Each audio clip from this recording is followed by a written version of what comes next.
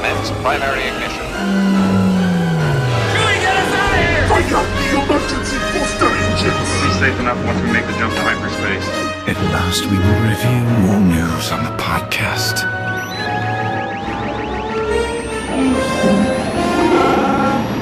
Don't strap yourselves in. I'm going to make a jump to light speed. Welcome to Star Wars Launchpad, a new kind of podcast experience brought to you by Star Wars Escape Pod. We call this a Flashcast. Using the power of AI, we bring you an immersive experience to explore Star Wars news. Full AI disclosure, some details may not be fully accurate. Either way, we hope you enjoy the experimental deep dive ahead with your AI hosts, Dak and Mia. Welcome to Star Wars Launchpad, everyone. This is brought to you by our friends at Star Wars Escape Pod. Great to be here. Our mission, as always, is to take that big pile of intel you've gathered, all the news, the leaks, the interviews, and just boil it down. Yeah, get right to the good stuff, the really vital nuggets of insight. Exactly. We give you the shortcut to being genuinely clued in on the galaxy far, far away, with, maybe a few surprising facts thrown in. And hopefully keep you entertained along the way. Hopefully. So today, we're powering up the hyperdrive for some really fascinating Star Wars news. Seriously good stuff. Uh-huh. We're talking big screen casting surprises, fan favorite characters making these, unexpected jumps. Is the new formats, yeah. And even a really candid look behind the scenes of a past film, how it came together despite some, let's say, significant hurdles. Right. So think of today's launch as hitting three main coordinates. Okay. First, new movie developments, a big casting announcement that's actually been years in the making for the actor involved. Interesting. Then, we'll jump over to a beloved game character finally debuting somewhere new, but maybe not where you'd expect. And what that could mean. Oh, I think I know where this is going. And finally, some really honest insights into the production challenges of a previous Star Wars film. The reality behind the magic, Love that. The goal is to help you understand not just what's happening, but crucially, why it matters in the bigger Star Wars picture. Perfect. Okay, let's unpack this first coordinate then. The upcoming film, Star Wars. Yes. Starfighter. Yes. There's some really exciting buzz, and the biggest piece of news is Matt Smith. He's officially joined the cast as a villain. Mm-hmm. That's the report. I mean, anyone who's seen him in House of the Dragon. Wow. Or Doctor Who, obviously. He brings such a unique energy. He really does. That charisma, but also that intensity. Yeah. So what's your gut reaction? What kind of villain do you see him playing? Oh, it's an inspired choice, Yeah. definitely. My first thought is just excitement, honestly, because his range is incredible. Right. He's so good at those characters who are complex, maybe a bit unsettling. That's perfect Star Wars villain territory. Totally. But what's really fascinating here, like the deeper story, is Matt Smith's whole journey to actually land a Star Wars role. Ah, right.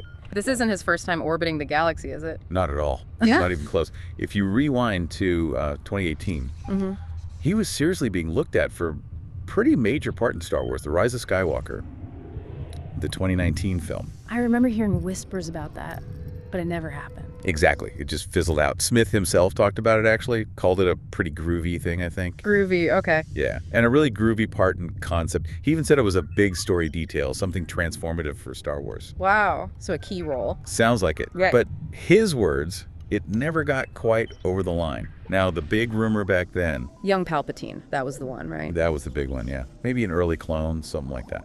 Smith never confirmed or denied it, just stayed quiet. And then, of course, Ian McDiarmid came back as Palpatine anyway. Right, so that door closed. Yeah. But it just goes to show, these near misses happen. Think about Alden Ehrenreich auditioning multiple times for Han Solo. Or Samuel Jackson basically campaigning for Mace Windu. Precisely. Sometimes it takes persistence or just waiting for the right alignment of the stars, unintended. Yeah. It really underlines how much actors want to be part of this universe. It's got that pull, doesn't it? Getting in, even years later, feels like a big win. It definitely does. It's like the Force eventually finds a way for some people. Okay, speaking of unexpected journeys, our next story. We're shifting from the big screen to, a really surprising small screen debut for a massive fan favorite. Okay, I'm listening. Get ready. Cal Kestis, the hero from Star Wars Jedi, Fallen Order and Survivor. Wow, okay, Cal Kestis on TV. He is finally making his television debut. That's huge news for game fans. It is. But here's the twist, the really interesting part. It's happening in a way I don't think many people saw coming. Oh, how so? He's going to be in the new Lego Star Wars. Rebuild the galaxy pieces of the past series. The animated one. Lego Star Wars. Interesting. Yeah, it's a 4-episode thing. And, crucially, the most important detail for fans. Let me guess. Cameron Monaghan. You got it. Cameron Monaghan, who is brilliant as Cal in the games, is voicing him in the Lego series. Oh, that's fantastic. That continuity is key. Totally key. So you can catch that streaming on Disney Plus starting September 19th. Big news for the Jedi game fans. Definitely. And if we connect this to the bigger picture, it fits perfectly with what that Lego Star Wars Rebuild the Galaxy series does. Right, the first season had those fun mashups. Exactly. Remember Lando showing up as like the Landalorian? A Mandalorian version of himself? Yes. Classic Lego Star Wars humor. Totally. So this new series, Pieces of the Past, continues that tradition. There's a new threat.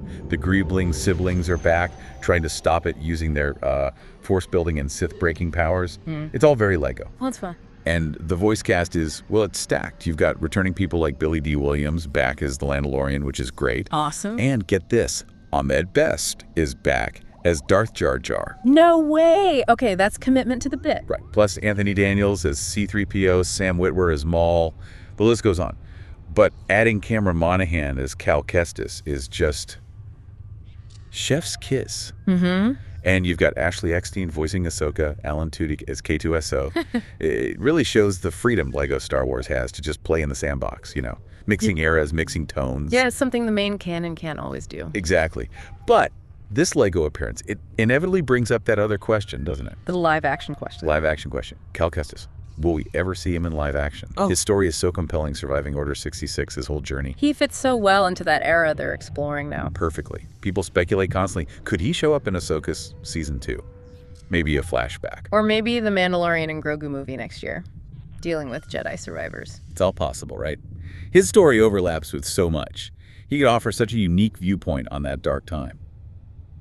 So while this Lego thing is cool, and keeps them in people's minds. It just ramps up the speculation for live action. Absolutely. It fans the flames for sure. Okay, definitely something fans will keep dreaming about. Now, let's shift gears a bit. Let's talk about a different kind of insight. All right. A really candid, behind-the-scenes look at how these big movies actually get made. And sometimes the bumps in the road. The challenges, yeah. So, what does this tell us about the creative process in the Star Wars galaxy?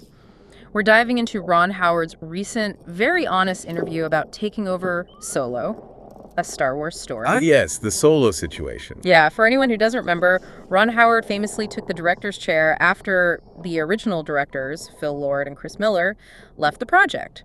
The official reason was, creative differences. Classic Hollywood phrase. Always. It was a huge deal at the time, a big shakeup. Howard actually explained how it all happened. He was on vacation, I think. Yeah, Paris, he said, with his wife. He'd gone to London for a Hans Zimmer concert, reached out to Kathy Kennedy just to say hi. Just a casual hi that turns into directing a Star Wars movie. Pretty much. Next thing, he's having breakfast with Kennedy, Ali Shearmer, John Kasdan. And they basically lay it out. They've hit a creative impasse with Lord and Miller and Descend.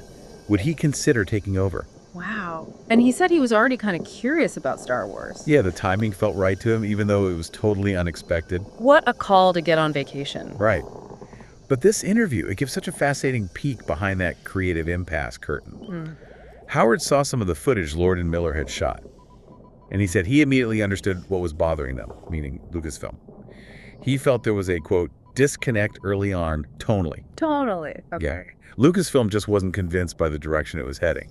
Not that it was necessarily bad, he stressed, just different from what they envisioned. Two different movies being made, essentially. Exactly. Yeah. Which happens, right? We hear about these kinds of clashes. Think about Blade Runner's original issues or the whole Justice League saga. True. Especially on massive franchises like Star Wars. For sure. So Howard agreed to direct, but he knew going in that Lucasfilm wanted to reshoot a lot of it.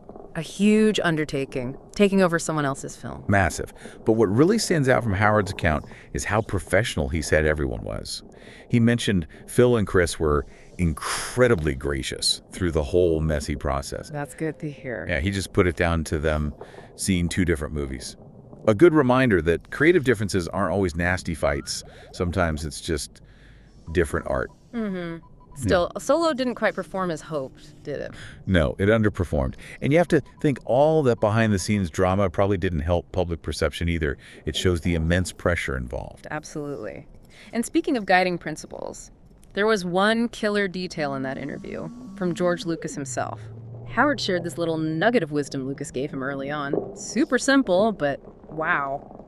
What do you make of Lucas telling Howard, just don't forget, it's for 12-year-old boys? Yeah, that quote. It's simple, but it says so much, doesn't it? It really feels like it cuts to the core of Star Wars somehow. I think it does. It speaks directly to the original inspiration, right? Lucas was channeling those old adventure serials, the hero's journey myths he loved as a kid when he made it into Hope. Right, Flash Gordon and all that. Exactly. So that advice implies a need for, clear good versus evil, a sense of wonder, heroes you can root for, maybe less moral ambiguity, less cynicism. Keep it accessible, keep it awe-inspiring. Pretty much. Think about Luke's journey, the Jedi versus the Empire, all the cool creatures and ships. It sparks the imagination of, well, a 12-year-old boy or anyone who connects with that spirit. Makes sense. But, and it's a big but, that advice also creates this ongoing tension for the franchise, doesn't it? How so? Well, Empire Strikes Back immediately started pushing those boundaries, right? Yeah. Darker themes, more complex characters. And today, Star Wars is aiming at such a wide audience. Yeah, you've got stuff like Andor, which is definitely not just for 12-year-olds. Exactly. Andor is gritty, complex, morally gray. It explores really mature themes. Even The Last Jedi deliberately challenged some of those classic hero ideas, and well, we know how much debate that caused. Oh, yeah. So Lucasfilm is constantly doing this balancing act. How do you keep that core spirit here? Lucas talked about the adventure, the wonder, while also telling more nuanced, maybe darker stories for the older fans who grew up with it. It's a tightrope walk. Definitely. And that one little line from Lucas perfectly frames that whole creator challenge, I think. What an amazing set of insights today. We've really covered some ground on Star Wars Launchpad. We really have. We connected the dots from, new talent like Matt Smith finally getting his Star Wars moment in Starfighter. To that earlier near miss. To a fan favorite like Cal Kestis jumping into Lego animation, which is just fun. Unexpected, but fun. And then getting that really honest look from Ron Howard about the making of Solo, the creative realities, and even Lucas's core philosophy. Yeah, and hopefully these insights give you, the listener, a richer way to look at the Star Wars universe. Mm-hmm. It's not just the stories on screen, right? Yeah. It's the creative choices, the challenges, the surprising ways characters evolve that make it all so fascinating. Adds layers to everything. Totally agree. So, quick recap before we hit the atmosphere. Matt Smith, confirmed villain in Starfighter. Mm. Cal Kestis making his animated debut in Lego Star Wars. Rebuild the Galaxy, voiced by Cameron Monaghan, fueling live-action hopes. Yeah. And Ron Howard, shedding light on Solo's troubled production and sharing George Lucas's foundational 12-year-old boys' advice. Check. Which leaves us with something to chew on. For it. Okay, so given that specific advice from George Lucas, how do you think that principle should shape Star Wars going forward? Especially with all these different shows, movies, games aimed at different people. Ooh, good question. Where's the balance? Where is the balance between keeping that core spirit and exploring, tougher, maybe more adult themes? Yeah. And related thought. Who's next? Next for what? Which other game character might follow Cal Kestis? Maybe jump from pixels to animation? Right. Or even live action? Someone from KOTOR, maybe? Oh, now you're really opening a can of worms. Fantastic questions. Something to ponder. Definitely. Well, thank you for joining us on this Star Wars Launchpad brought to you by Star Wars Escape Pod. Keep exploring that galaxy of knowledge, everyone. See you next time. I'm glad you're here to tell us these things. This AI experimental show we call a Flashcast has been brought to you by the podcast Star Wars Escape Pod. With AI being harnessed in all things across the galaxy, this is just a fun way we've used it to bring some Star Wars joy, news, and headlines to you ad-free as always. Consider subscribing to this show for more. Follow our main podcast with humanoids only over at Star Wars Escape Pod. We're currently found on YouTube, X, and Blue Sky using the handle at SW Escape Podcast. Check the description for relevant links and the sources for your news this week. Consider dropping a kind review for the show, reviewing any important facts for yourself, and sharing this with a friend. We hope you enjoyed the episode. This is Star Wars Launchpad, signing off. May the Force be with you.